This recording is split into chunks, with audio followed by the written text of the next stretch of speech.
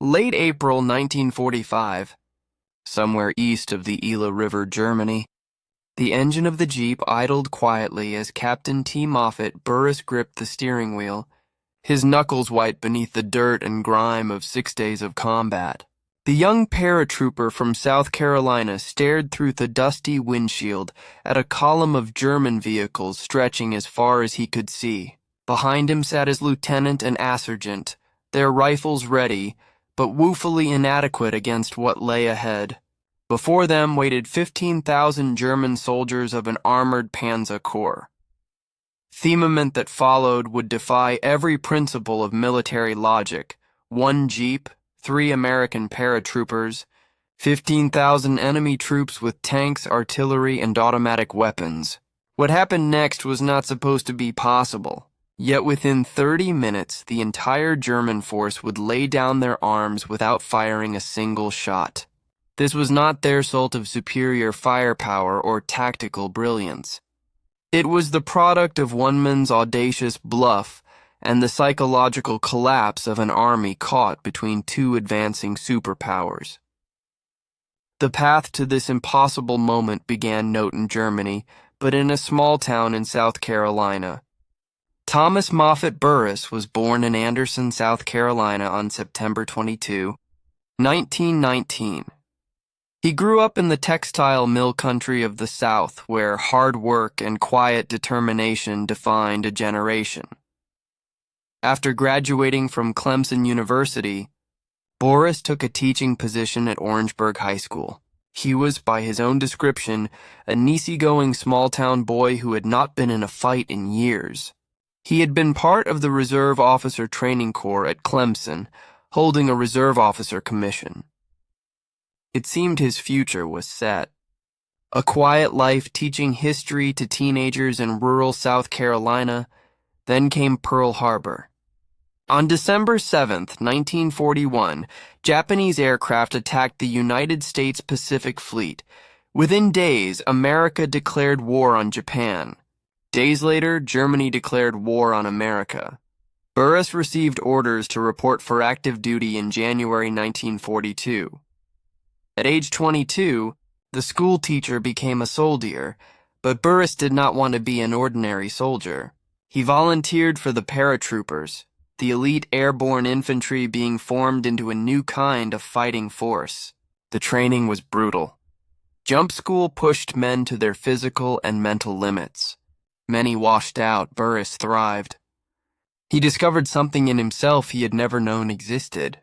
A capacity for leadership under pressure, an ability to remain calm when chaos erupted around him, a willingness to take calculated risks that terrified others. In April 1942, Burris was assigned to the newly forming 82nd Airborne Division. He became the very first officer assigned to 3rd Battalion 504th Parachute Infantry Regiment. The 82nd was nicknamed the All-American Division because its soldiers came from every state in the Union. Burris found himself training alongside farm boys from Iowa, factory workers from Detroit, cowboys from Texas, and dock workers from Brooklyn. Together, they would forge one of the most formidable fighting units in American military history.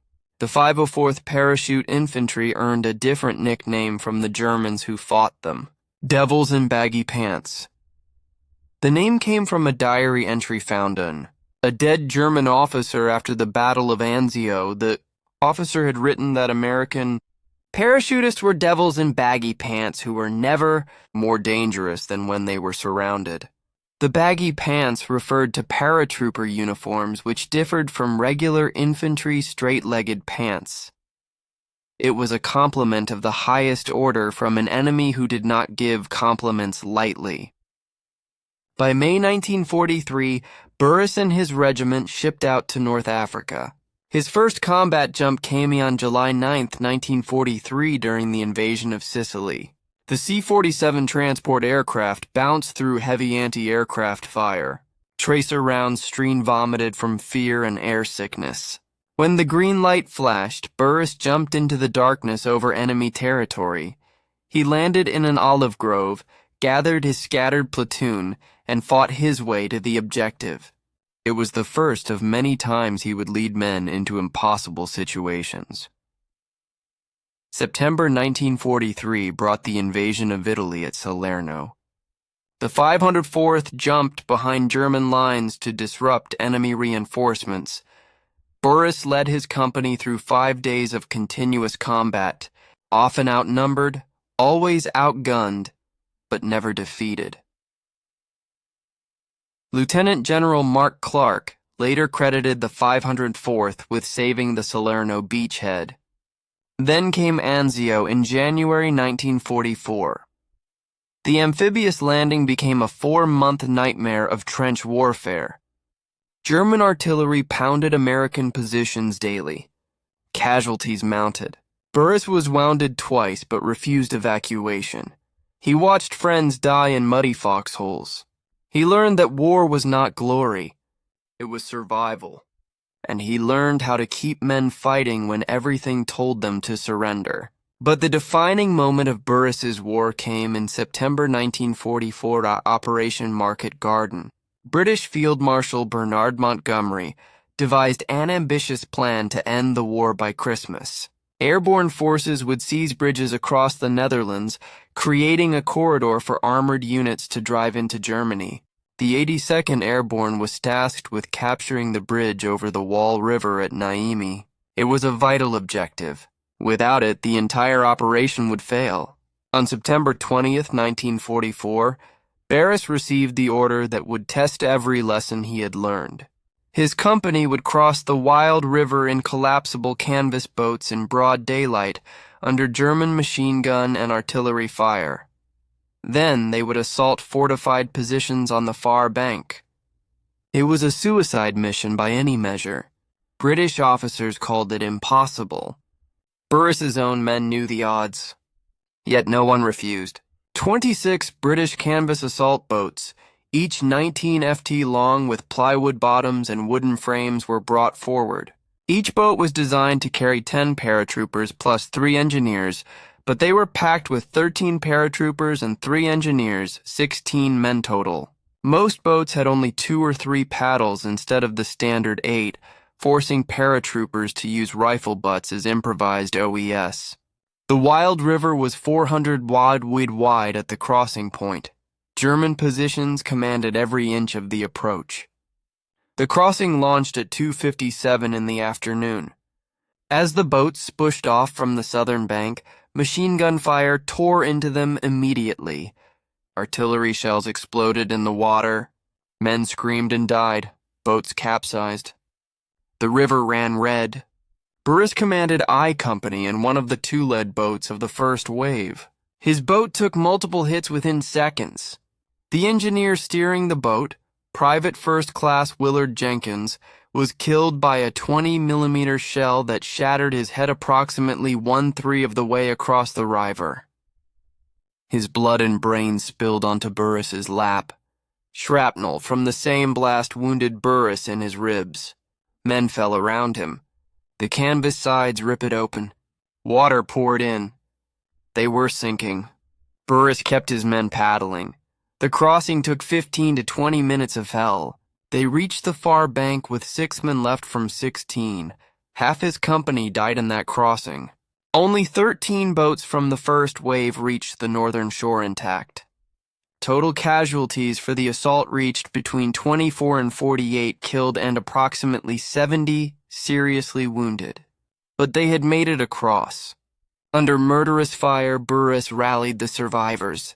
They charged the German positions, hand-to-hand combat in the trenches, grenades and bayonets. No mercy asked and none given. Inch by inch, they fought their way inland. By nightfall, they held the northern end of the Nijmegen Bridge. British tanks were supposed to exploit their success immediately. 4 Sherman tanks from 2nd Grenadier Guards crossed the bridge around 7 in the evening, but then they stopped.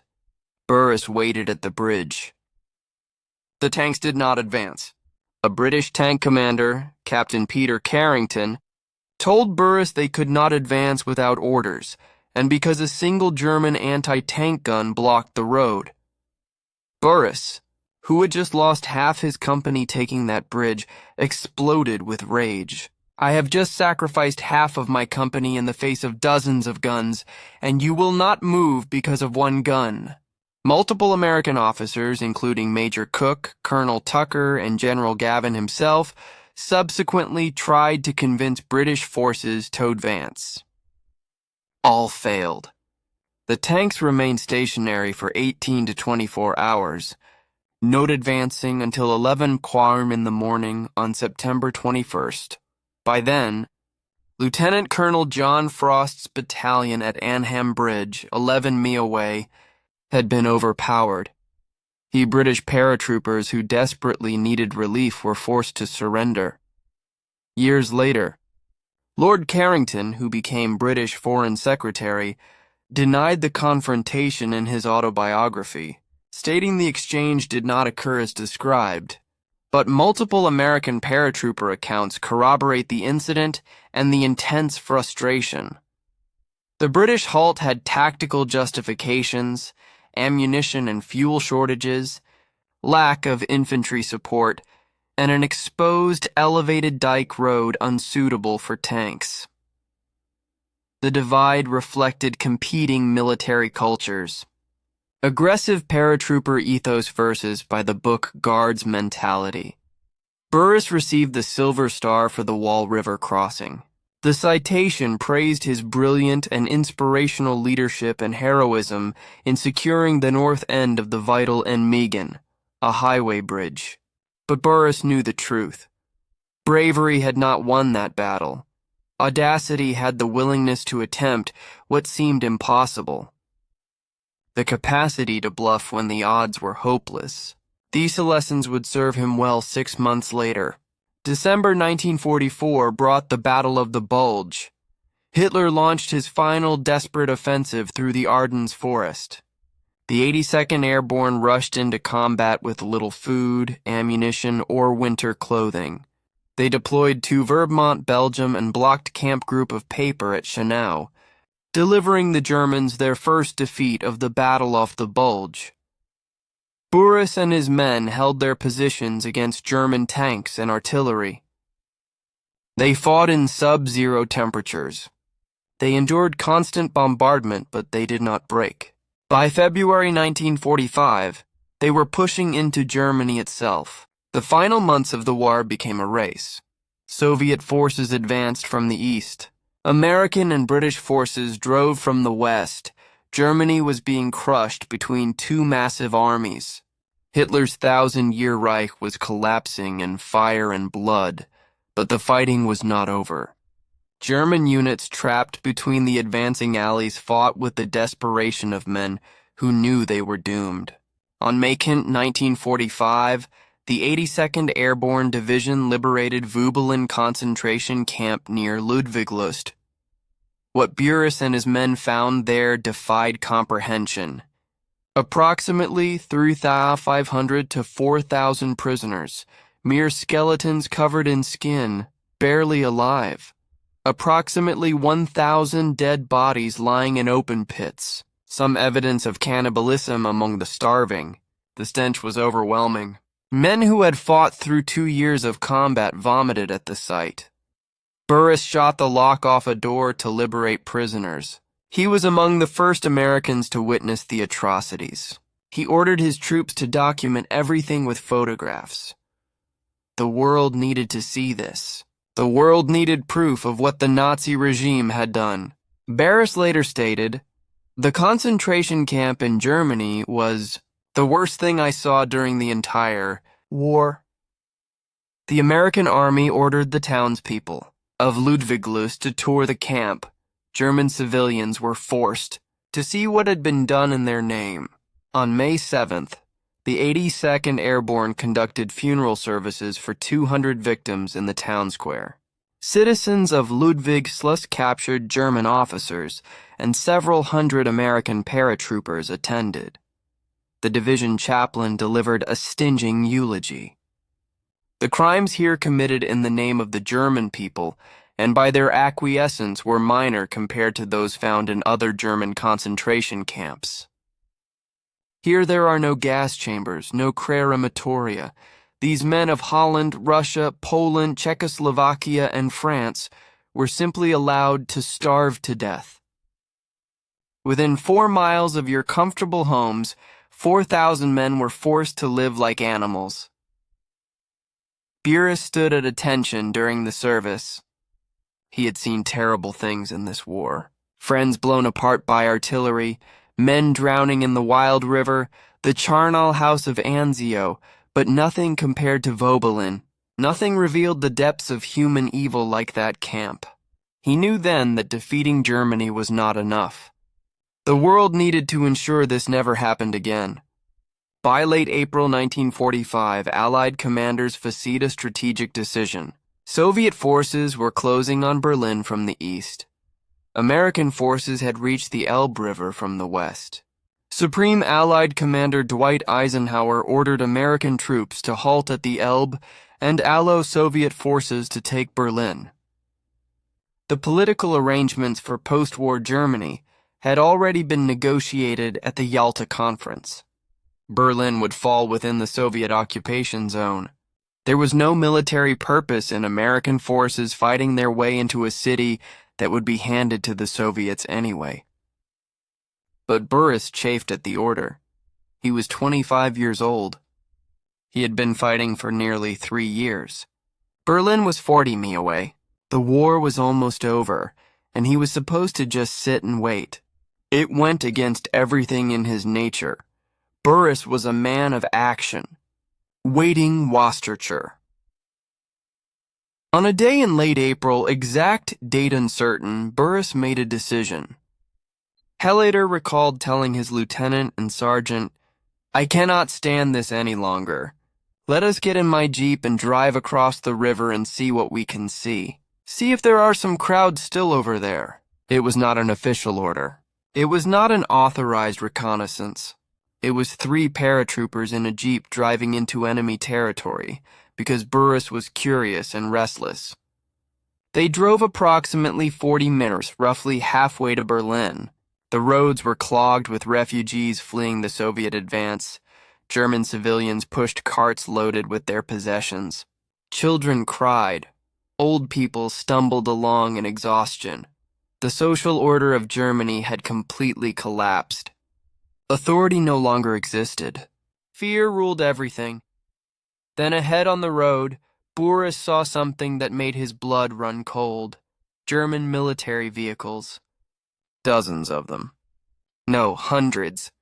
An entire column stretching as far as he could see. Tanks, half-tracks, artillery pieces, troop carriers, supply trucks. This was not a scattered group of deserters. This was an organized military formation. A full Panzer Corps, probably 15,000 troops or more. Burris should have turned around immediately. 3 men in a jeep had no business confronting an armored corps. The smart play was to retreat, report the enemy position, and let division headquarters decide how to handle it. But Burris did not become one of the most decorated officers in the 82nd Airborne by always making the cautious choice. He had a different idea, a crazy idea, an idea that made no logical sense whatsoever, but it just might work. He drove straight toward the German column. His lieutenant and sergeant said nothing, but both men checked their rifles. If this went wrong, they would go down fighting. The jeep rolled up to the lead vehicle in the column. A German officer stood beside it. Burris noticed the man wore a captain's insignia. He spoke English. That was lucky. Burris climbed out of the jeep and walked directly to the German captain. He kept his hand away from his sidearm. No aggressive moves, just confidence. Pure absolute confidence. "I am here to accept your surrender," Burris announced. His voice was steady.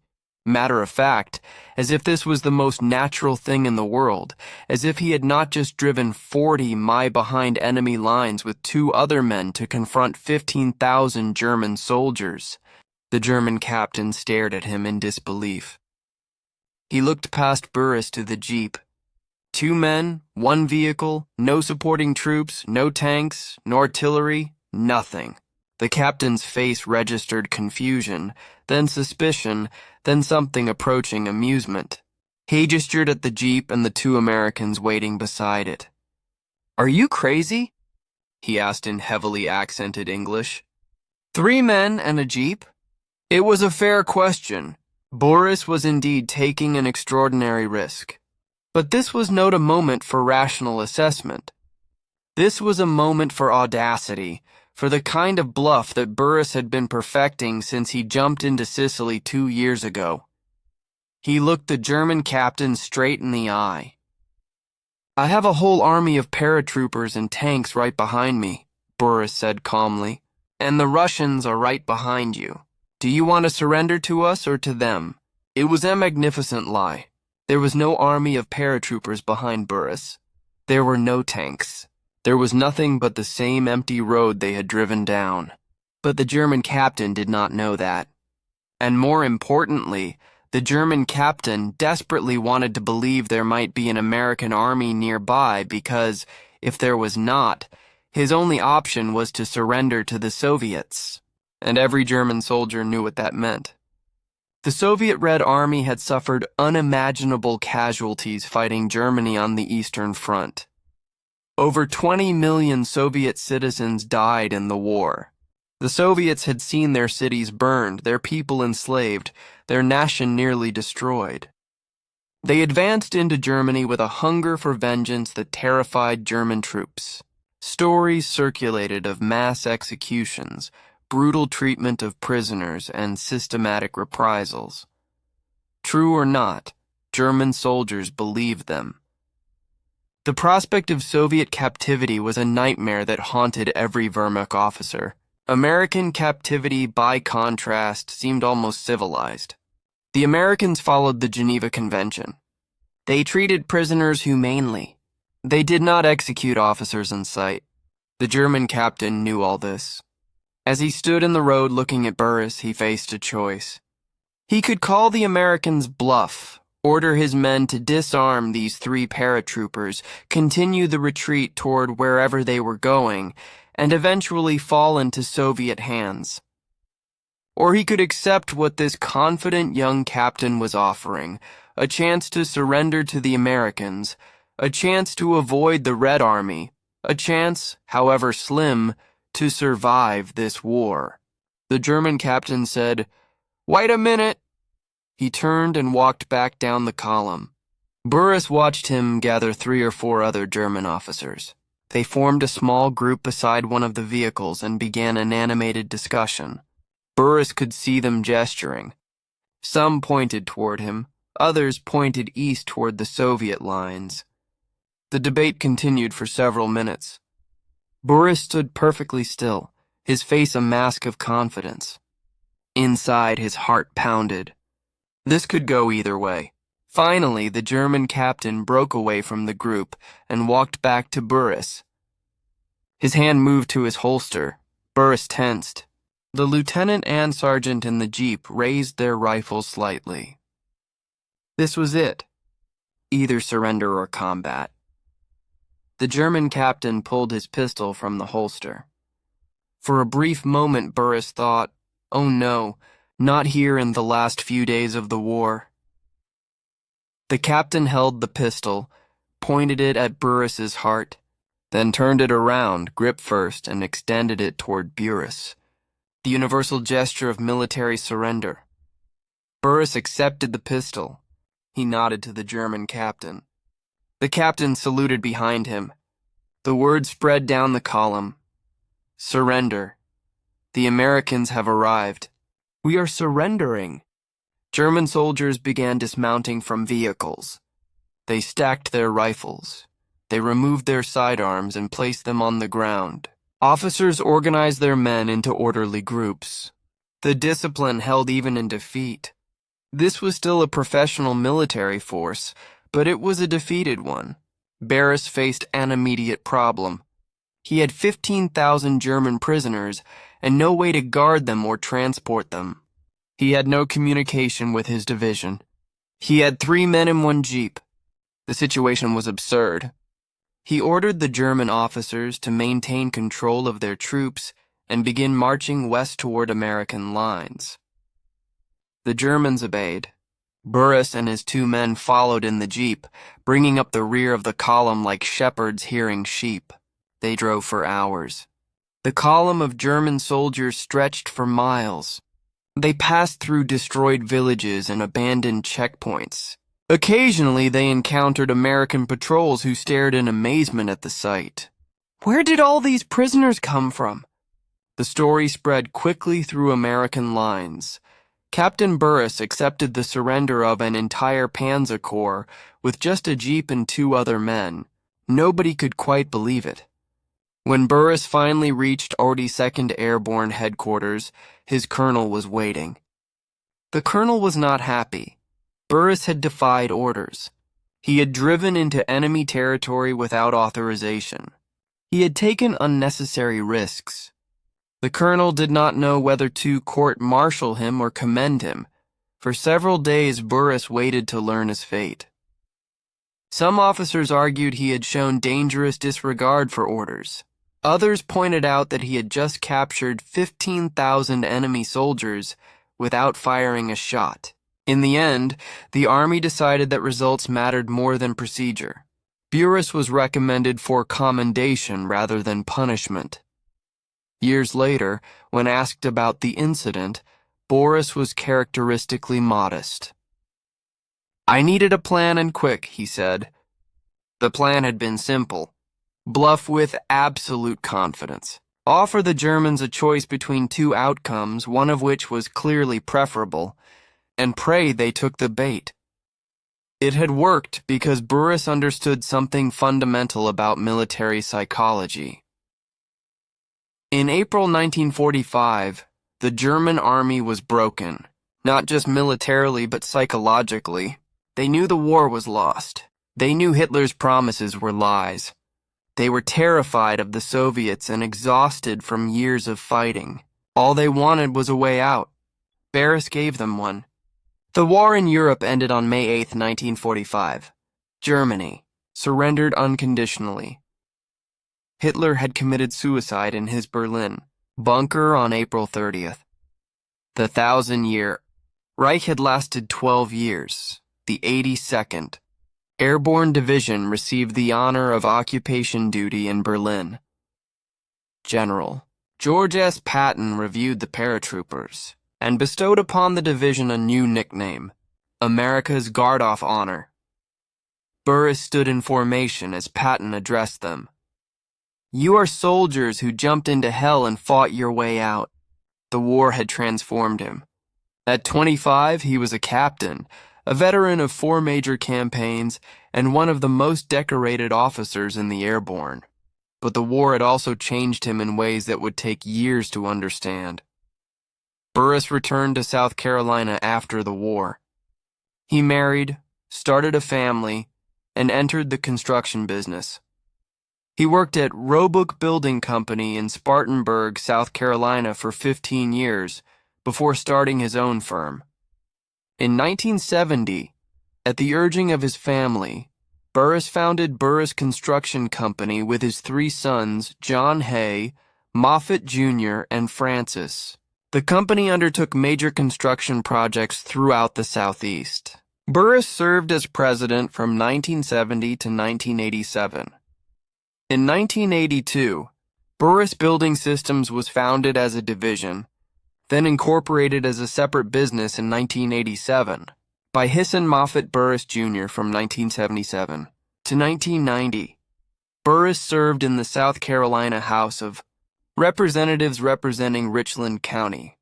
He brought the same leadership skills he learned in combat to civilian politics, direct, honest, focused on results. His constituents appreciated a man who said what he meant and did what he said. He served as minority leader for 9 years and was instrumental in building the modern Republican Party in South Carolina. He was the first minority leader in the state House of Representatives. In 1977, the film A Bridge Too Far told the story of Operation Market Garden. Actor Robert Redford played a composite character based partly on Burris and his actions at Naaman. Burris consulted on the film. Watching the recreation of the wild river crossing brought the memories flooding back. He could still hear them machine guns, still see his men dying in the boats, still feel the cold water rising as the boat took on more and more hits. In 2000, at age 80, Burris published his memoir, Strike and Hold, a memoir of the 82nd Airborne in World War II. The book was written at the urging and persuasion of his children. In the prologue, he wrote that he needed to come to terms with war by talking about it and reliving it with men who have shared similar experiences. The book became essential reading for military historians and veterans alike. It was a first-hand account of what it meant to lead men in combat, what it cost, what it took, what it left behind. On September 19, 1994, Burris made an airborne jump into Holland for the 50th anniversary of Operation Market Garden. He was 4 days shy of his 75th birthday, technically 74 years old. The jump was organized with Pathfinder Holland Reenactment Group at the original battle site in Nîmes. 15 years later, in September 2009, he returned for the 65th anniversary and made a tandem jump-atage 90 strapped to a female jumper from Pathfinder Holland. This 3-day commemoration included a 28-person entourage with family. He was honored by Queen Beatrix of the Netherlands and received the Nijmegen Medal of Honor from the Queen and the Mayor of Nijmegen. The people of Holland had not forgotten. Fresh flowers adorned monuments to the American soldiers who died liberating their country. Dutch children learned in school about the paratroopers who crossed the wild river under fire. For Burris, those visits were profoundly moving. The war had meaning because it had freed people from tyranny. The sacrifices were not in vain. In 2012, at age 92, Burris spoke at Fort Jackson's quarterly Profession of Arms luncheon for the Army Training Center. For nearly an hour, he held commanders, sergeants, major, and staff spellbound as he recounted his combat experiences. He told them about shooting the lock off a concentration camp gate to free prisoners. He told them about convincing a German Panzer to surrender. He told them about being among the first Americans to enter Berlin after Germany's surrender. The audience sat in absolute silence. They were witnessing history.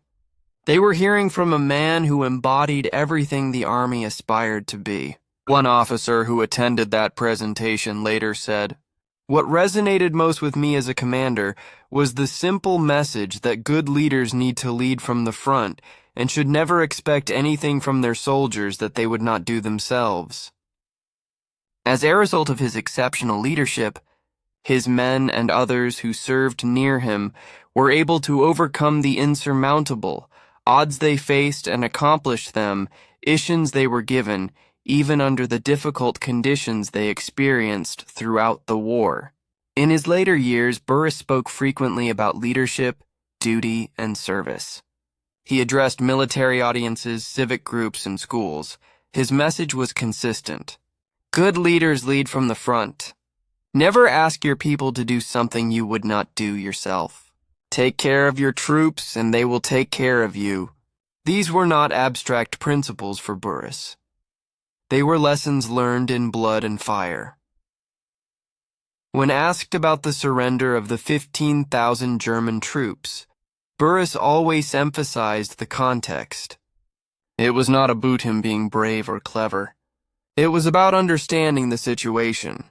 Those German soldiers were terrified of the Soviets. They wanted to surrender to the Americans. All he did was give them the opportunity. Any officer who understood the psychology of the moment could have done the same thing. But few officers had the audacity to try. His full military decorations included the Silver Star, 3 Bronze Stars with Combat V for Valor, Purple Heart, 3 Presidential Unit citations with Took Leaf clusters, French Forager, Belgian Forager, and Dutch Lanyard. The 82nd Airborne Division compiled an extraordinary combat record in World War. 4 men from the division received the Medal of Honor, the nation's highest military decoration. The division earned 4 campaign streamers for action in Sicily, Italy, Normandy, and Central Europe. It liberated concentration camps, captured thousands of prisoners, and held critical objectives against overwhelming odds. Team Moffat Boris died on January 4, 2019 at age 99. His funeral service drew hundreds of mourners, including veterans who had served with him, politicians who had worked alongside him, and Dutch citizens who flew across the Atlantic to honor the man who helped liberate their country. South Carolina Governor Henry McMaster said, "Moffat Burris is one of the finest leaders our state and nation has ever produced. He delivered freedom to people around the world and made the lives of those he touched better and safer." The story of Burris and the German Panzer Corps captured national attention when it was first reported. Newspapers called it one of the most audacious actions of the war. Military historians studied it as an example of psychological warfare and individual initiative. But Burris himself never sought fame for the incident. In interviews decades later, he was almost embarrassed by the attention. He insisted he was just doing his job, just trying to end the war without getting anyone killed. Yet the incident reveals something profound about military leadership and the nature of courage. True courage is not the absence of fear. It is the mastery of fear. Boris was surely afraid when he confronted that German column. Any sane man would be, but he controlled his fear. He projected confidence even when the situation was hopeless. He understood that warfare is ultimately psychological. Weapons matter, numbers matter, but mindset matters most. The German officers who surrendered to Burris were not cowards. They were professionals who recognized when continued resistance was futile. They were caught between two superpowers. Their nation in ruins, their cause lost. Burris gave them a rational choice. Surrender now to the Americans or be captured later by the Soviets. The fact that his bluff worked says less about his deception and more about the desperation of Germany in April 1945. Some military analysts have questioned whether every detail of Burris's story is entirely precise. 1,000 troops is a suspiciously round number. The details are somewhat vague on exact locations and dates. Burris himself admitted his memory of specific events had faded over the decades. Yet the core of the story is indisputable. American 82nd Airborne after action reports from late April 1945 document large numbers of German prisoners taken with minimal resistance. Division records note that Captain Burris of I Company 504th Parachute Infantry Regiment was commended for actions involving German surrender. Multiple veterans from his unit recalled hearing about the incident shortly after it occurred. What we know for certain is this. In the final days of the war in Europe, Moffat Burris encountered a large German military formation. Using nothing but confidence and psychological pressure, he convinced them to surrender without a fight. The exact numbers may be uncertain, the precise details may have blurred with time, but the essential truth remains. One man's audacity accomplished what an army might have struggled to achieve through force. The lessons from Burris's experience extend far beyond military history. They speak to fundamental aspects of human psychology and decision-making. When people are trapped between bad options, they will grasp at any hope of a better outcome. When authority figures project confidence, others follow even against their better judgment. When the cost of resistance seems greater than the cost of surrender, rational actors will choose surrender. Burris understood all these principles instinctively. He did not study psychology or negotiation tactics. He simply knew people, and that knowledge, combined with extraordinary courage, changed the outcome of one small moment in a vast war. The story also illustrates the chaos and fluidity of war's final days. Military historians often focus on grand strategy, major battles, and decisive campaigns. But wars do not end neatly. They dissolve into confusion, units lose contact with headquarters. Soldiers make decisions without orders. Authority breaks down. In that chaos, individuals like Burris had opportunities to shape events in ways that would be impossible under normal military discipline. Consider what Burris did. He violated direct orders to stay west of the Gila. He drove into enemy territory without support or communication. He confronted a force that outnumbered him thousands to one. He lied about having reinforcements. He should have been killed or captured. Instead, he pulled off one of the most remarkable bluffs in military history. That combination of audacity, confidence, and calculated risk defines exceptional leadership. Compare Burris's action to the British tank commander at Nijmegen. That officer had overwhelming firepower. He had clear orders to advance. All that stopped him was a single German anti-tank gun and his own hesitation. Burris, by contrast, had nothing but a jeep and 2 other men. Yet he succeeded where the heavily armed tank commander failed. The difference was mindset. Burris understood that in the fog of war, perception matters more than reality. If you can convince the enemy you have overwhelming force, you do not need overwhelming force. In the decades after the war, Burris often reflected on how close he came to death so many times. The jump into Sicily, where he landed under enemy fire. The Salerno campaign where bullets missed him by inches. The 2 wounds at Anzio that could have been fatal. The Wild River crossing that killed half his company. The confrontation with 15,000 German soldiers that could have ended in Heist execution. At any of those moments, his life could have ended. The fact that he survived all of them seemed almost miraculous to him. But survival was not random luck. Burris survived because he was smart, because he trained harder than most, because he learned from every combat experience, and because he understood that leadership means taking the same risks you ask of your men. Men followed him, not because he ordered them to, but because he never asked them to do anything he would not do himself. That kind of leadership inspires loyalty that transcends fear. When Burris spoke about the war in his later years, he always emphasized the men he served with rather than his own actions. He talked about the privates who jumped into darkness over Sicily, the sergeants who held their squads together at Anzio, the lieutenants who died leading their platoon across the wall. For Burris, Thestry was never about him. It was about them.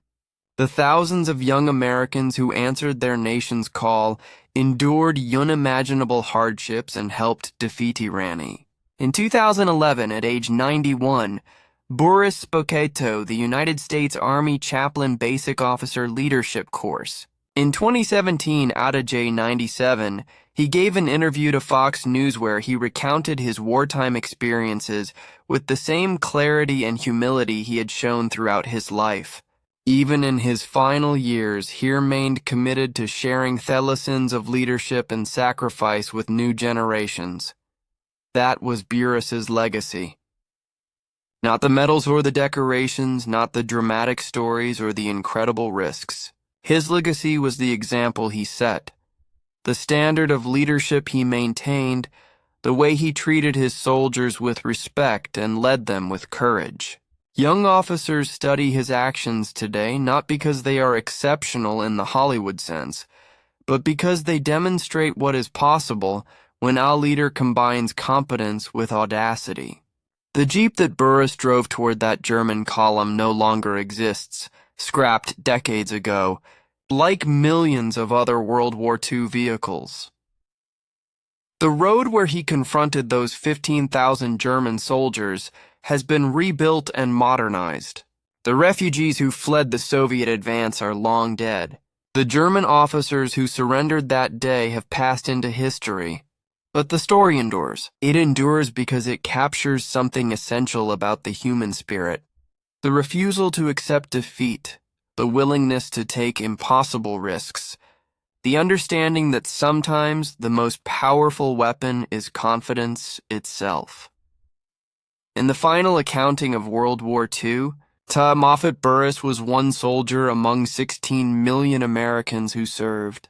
His actions were one incident among countless thousands, but his story illustrates what made the Allied victory possible. It was not just industrial capacity or superior weapons or better strategy. It was individual initiative. It was soldiers like Burris who saw an opportunity, seized it without orders, and changed outcomes through pure audacity. When Burris died in 2019, he was one of the last surviving members of his generation. The men who jumped into Sicily are almost all gone now. The paratroopers who crossed the wild river under fire have passed into memory. The veterans who liberated concentration camps and saw the true cost of Nazi ideology are disappearing. Soon all we will have are their stories. Stories like Burris's bluff on a German road in April 1945. That story deserves to be remembered not because it was typical, but precisely because it was not. Most surrenders involved lengthy negotiations, superior force, and clear military advantage. Burris's surrender involved none of that. It was 3 men in a jeep facing 15,000 enemy soldiers. It should not have worked. But Burris was not interested in what should or should not work. Understood that in the chaos of war's end, the old rules no longer applied. Understood that desperate men will believe what they want to believe. Understood that confidence is contagious and that a bold bluff beats a cautious retreat. So remember this story. Remember the school teacher from South Carolina who became one of the most decorated paratroopers in American history. Remember the captain who jumped 4 times into combat and led from the front in every battle. Remember the man who crossed a river under fire, lost half his company, and kept fighting. Remember the officer who confronted 15,000 enemy soldiers with nothing but nerve and convinced them to lay down their arms. Remember Team Moffett Burris. Remember that courage is not the absence of fear. Remember that leadership means standing where you ask others to stand. Remember that sometimes the impossible is just the improbable waiting for someone audacious enough to try it.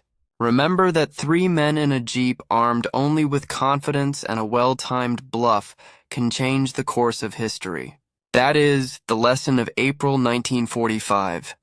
That is the legacy of one remarkable American soldier.